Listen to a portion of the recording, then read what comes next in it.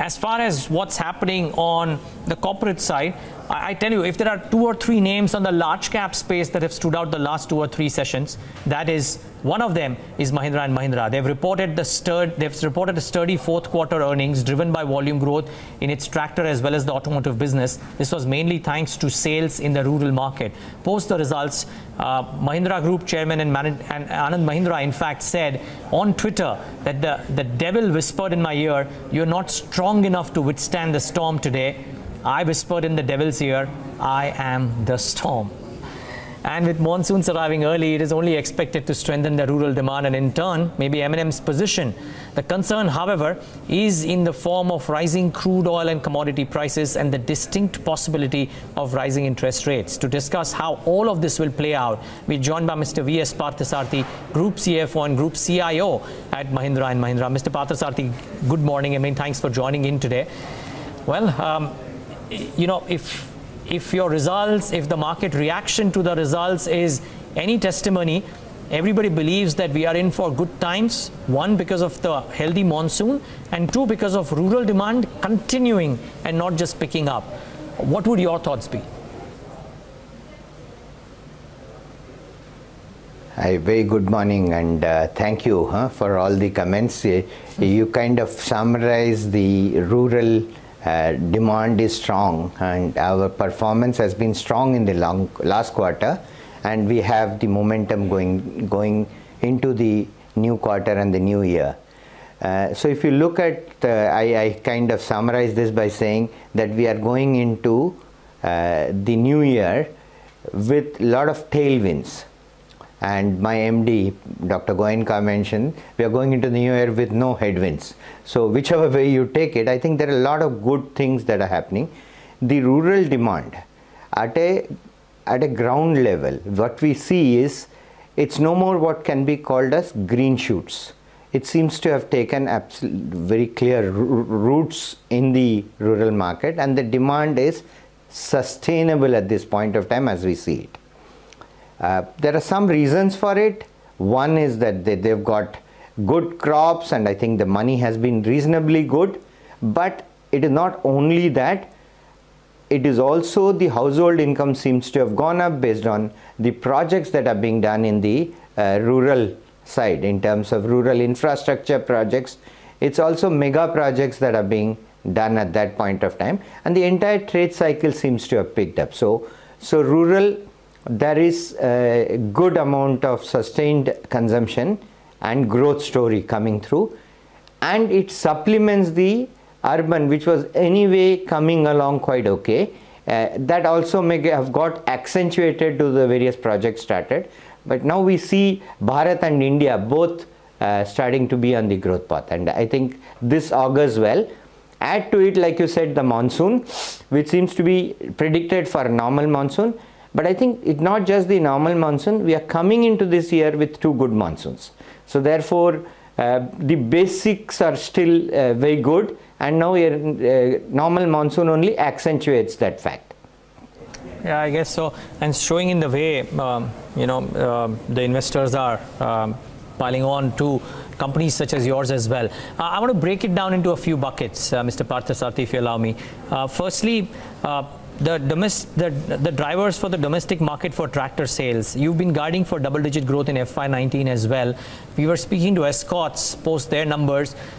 Only word of caution that they gave was that after the base having gone up for over the last 18 odd months, to expect a really high double-digit volume growth number in tractors by and large might not be apt. What would your thoughts be for your own business and as the leader for the industry at large? Yeah, and we have talked about the industry growth, that if you take the next 3 years, let's say, it should be 8 to 10%, and that's the industry prediction for even F19, 8 to 10%. It's not M&M's number, it's what we thought, what we think, and what the TMA thinks that the growth for the current year would be. Now, there are 2 matters which have happened. There has been a pent-up demand, and the industry had actually come down for some time and it's going up. but last year has, I think overall industry has reached a new high. So the base is good, and we can clearly expect this 8 to 10% growth to happen because there is headroom, both not just for next year but for in the immediate future. So there is growth potential. Would it be 20 and 30% this year? For Q4 we had 40% growth in tractors. Would it happen next year, whole year? I think we can be say that we cannot expect it to be every year like this. But is there enough headroom for us to grow 10% year on year for say next 2-3 years? Clearly there is good amount of headroom. So I would expect growth to be in that kind of thing. Q1 may be a little higher than that because the starting momentum has been good, and overall the year it could be 8 to 10. And if monsoon is normal and various other factors being positive, who knows, there could be an upward bias.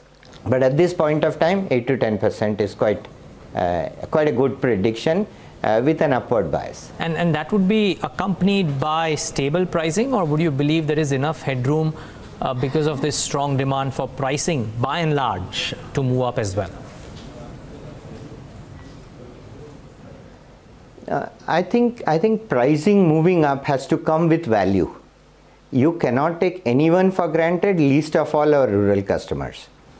But if your question was around that you see commodity pricing going up and whether that pricing can be passed on, I think I kind of said that little bit of inflation is good for India, and if there is a little price in cost increase, I think that would result in a little bit of inflation on the sale price as well, and that's like good cholesterol. It is good for the system. But what we would try to do is to give some value along with it, so the customer sees value along with the price. Okay, I like the analogies that you're giving me, Mr. Parthasarathy. Fine, let's talk about the second aspect, and which is the CV business. Now, I think you broke even in your CV trucks and bus business as well. Do you expect the contribution and the performance for this segment to do even better, arguably with demand picking up for you? Okay, so very good question. But before I kind of go to HCV, I just wanted to say we are in LCV and we are in SCV, which is small commercial vehicle. We've been leaders in small commercial vehicle and doing well in LCV. So your question is basically on the HCV or MHCV, which is the 25 ton and above, where we have come recently, and Q4 we broke even. Yeah. Going forward next year, I think there is an industry projection of 10% growth on HCV and about 12% growth on ICV. In HCV, we are already well positioned, we have broken even, but there is huge growth potential possible in that area. So we hope to do very well in that segment. Added to it, we are launching ICV next year, and this is a new segment for us. So we hope to do well in that segment also. That's a white space which we are now introducing product. So overall, we look forward to a very positive year in the MHCV space next year. Okay, so in terms of market share, I mean, I believe you have 2 or 3 product launches coming up. Does all of this aid the overall market share for M&M? And part 2 of my question, I'm just trying to glean the common thread in all your 3 answers, and the common thread is a lot of confidence about what will happen in FY19. If that is indeed the case, what worries you? Is it commodity prices? Is it oil? Monsoon not doing well could always be a worry, but let's not go there because we believe right now that monsoon will be okay. So what is it that worries you, if anything? Yeah. So I kind of think there are 2 speed breakers that we could look in the vicinity. One is of commodity prices hotting up, both fuel and our raw materials. So this is something which is of concern. Like I said, as inflation is like in good proportion or in moderate proportions, it's good cholesterol. If you have too much commodity increase, it will become a concern. At this point of time, the cost is at elevated level. In Q1 it has started to go up, it is at level, but in the last 2 or 3 weeks we have found that it stays at that level or are slightly coming down. Oil, it seems to be on that $80 to lower rate as a barrel and then coming down slightly. So I see at these levels it is not a cause of concern, it is on the watch list. But I would put commodity prices as one of the areas which is a watch list or concern area for next year. I wouldn't say concern, I call it with tailwinds you are growing, but that could be the speed breaker that could come along, but at this point it seems to be muted. The second one is liquidity crunch. One of the key worries that I have as a CFO is that if there is so much of banking issues that are coming, how does this impact tier 2, tier 3 actors? That means what happens to my tier 2, tier 3 vendors and suppliers on one hand, and what happens to dealers and smaller units on the other hand in the demand side. So I think about this as a worrying factor. So I've done a detailed exercise, not for the industry but for M&M, and I find that there are many ways in which we can kind of countermeasure this. So while I see this as one of the things that I have to take care of in the coming year, I think we are very well placed as M&M to look at these issues. So I would say 2 worries and both very moderate at this point. Okay. Well, let's hope we see more of good cholesterol as opposed to bad cholesterol. My final question really, and 2 questions roll into one on exports or global markets. One is, how do you see the performance of M&M's export markets? And 2, as a year, FY19, how does that look for SsangYong?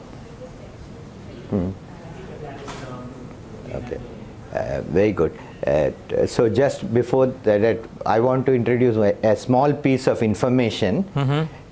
Last year also put us as a strong global MNC, if you wanted to call it, or an Indian global MNC. Sure. So we touched 20 billion as a turnover for the whole group put together. Okay, when I do what I call as a convenience consolidation, I don't worry about whether they are called subsidiaries or called associates. Sure. But all the Mahindra group companies, if I add 20 billion, and what's more important is 49% of the revenue is outside India. So yeah, I don't want to quite say 50-50 because India is still 51 and continues to be my major focus area even as we grow globally. So that's the first one. Second, therefore, what are the prospects of export for M&M? I think this year has been a little bit of a subdued year with many markets not doing as well as we had hoped those markets will do, and not just for M&M but for overall, like whether it is Algeria, whether it's Russia, whether it's China. So all of them had been subdued, but now I think the growth pattern is starting to revive. So I see the prospects of exports to be one of the good factors in the next year for India Inc. and for Mahindra. Then when you come to your question about SsangYong, and SsangYong I think of a glass half full, because last year they did well in domestic. They didn't do very well in exports because of the major markets being in some bit of problem. That gives us a huge opportunity in 19 in terms of going and doing well in those markets. So I see the domestic continuing to do well for SsangYong and exports picking up, which should give it a fill up. I don't make forward predictions, but this is what the overall thought process seems to be for SsangYong, that they want to consolidate on the domestic front and expand on the export front, which will therefore then give them back the robust profitable growth story that they were wanting to look at. Well, I'd indeed hope it works out even better than what you're envisaging, Mr. Parthasarathy. But take a moment to thank you for giving us a glimpse of what it could look like in FY19. Thanks much for taking the time out and speaking with us today as well.